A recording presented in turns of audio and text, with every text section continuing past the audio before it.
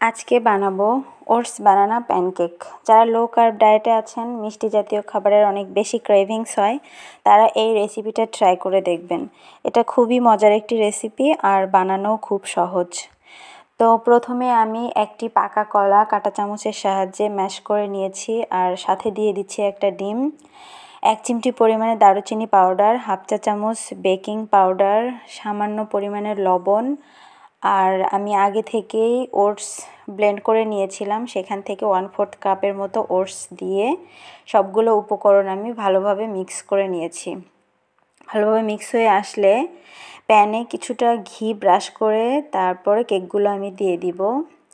কেকটা বানাতে খুবই কম সময় লাগে আর খেতে অনেক বেশি সুস্বাদু হয়।